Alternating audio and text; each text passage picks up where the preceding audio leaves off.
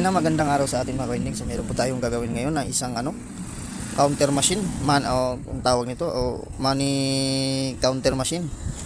So ito yung nagbibilang ng mga bills ng pera. So ang problema nito mga winding ay walang power. So ayan, tingnan natin kung saksak natin, kasi sabi ng may-ari kasi nito wala daw power. So ayan, nakasaksak na. Pero tingnan natin tong kanyang, ito yung kanyang switch sa likod, oh. Ayan, oh, 0. So i-power on natin. So ngayon walang display. Ayun, walang display. Ayan, oh, walang power talaga. So ngayon titingnan natin yung kanyang plug. So off muna natin. So puro na maalikabok. So ito siguro ay na stock na ng may-ari, kasi puro alikabok eh. So naka times 10 tayo. So kunan lang natin kung meron tong continuity. Ay nako. Tapos itong plug natin, so yung gitna naman ito ay ground. So tingnan natin kung may putol ba siya o wala. So meron naman, pumapalo yung tester natin. Ayan, oh. So dito sa kabila, lipat natin. Ayun, wala, oh. Yun ang problema. So ito ang naging problema natin, yan, power cord. So yun ang naging dahilan. So ngayon, so ulitin nga natin, baka hindi lang masyadong nasundot. Oo nga, hindi nga nasundot lang ng maayos. So meron, kala ko ito lang ang maging problema natin at madali-dali lang. So dito sa kabila, hindi lang pala mas nasundot na maayos kanina. So buo yung ating plug.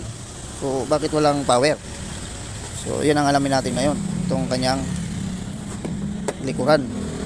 So tingnan natin. So ayusin lang natin ito ng lagay, baka maluwag lang siguro ito. So minsan kasi yung ganitong plug ay nagluloko. So tingnan natin para masigurado natin kung kung wala ba talaga. Mamaya dito sa kanyang power cord, kaya itong kanyang switch, so ayusin lang natin.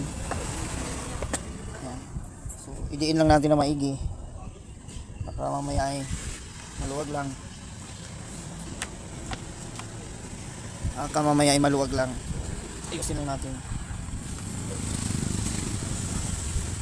Nakasaksak na. So wala talaga. Wala, oh. Kahit anong gawin mo, oh, walang display. Walang display. So kakalasin natin to. Dami pa namang nito. So tingnan natin. So wait lang kayo mga ka-winding.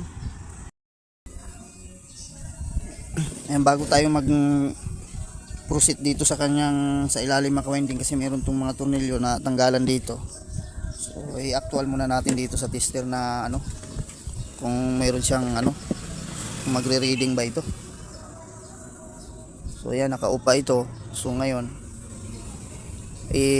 on natin to. Dapat yan nating tester, papalo dapat yan. So ayun, meron naman siya.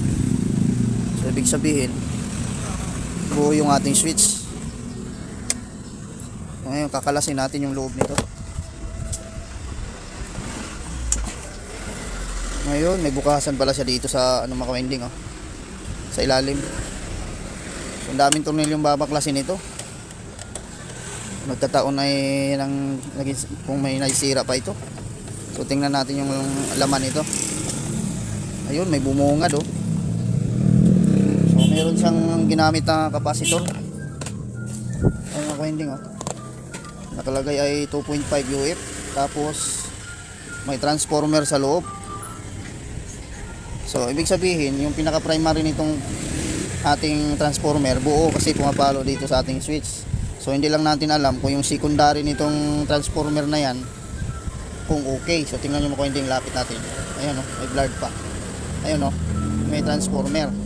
So ito yung ginamit niya, 2.5 UF. So ngayon, so bago natin ito baklasin mga winding, so maghanap tayo ng iba ng ibang sa kanya, yung pinaka power cord. So bago tayo magdesisyon, kasi marami tayong tatanggaling tornilyo nito, Kasi kailangan ma-actual natin yung transformer, kung yung kanyang secondary ng transformer, kung meron siyang nilalabas na supply, kasi papunta rito yan. So hindi natin alam kung ilan yung supply na ginagamit dito na sa secondary para dito sa kanyang display na machine. So hindi natin alam kung ilang voltahe yung nire-require niyan. Kadalasan yan, bag hindi 5 volts, 8 volts, 12 volts. So hindi pa natin alam kasi itong transformer, so hindi pa natin nakikita at nasa loob pa. So ngayon maghahanap muna ako ng ibang power cord na tatluhan. So yung sa rice cooker lang tayo makakuha nun makwending kasi mayroon yung ganung tatluhan para maisaksak natin. Baka naglo-lose contact lang siya kaya siguro walang power dito. So kabitan muna natin ang ibang power cord. So hanap lang ako makwending. So ito na makwending, so nakakuha na tayo. Oh, ito makwending pang rice cooker ito. Tapos ito yung kanyang yung dati niya. So ito. So ngayon makwending ay testing na natin to. Kung si magpa-power na ba.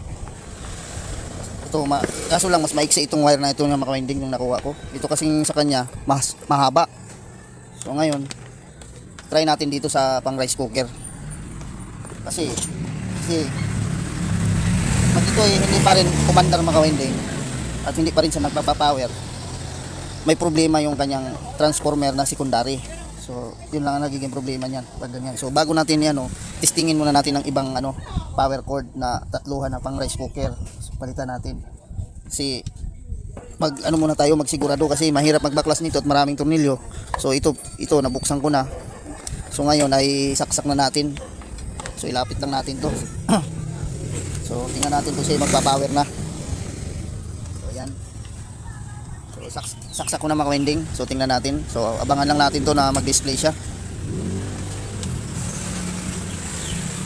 So ayan ang mga winding, nakasaksak na. So tingnan nga natin kung siya mag-power, kung magdi-display na ito.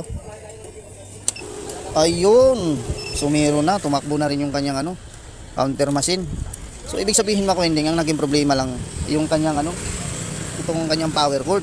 So buti na lang at hindi tayo nagkalas muna at nagsigurado muna tayo.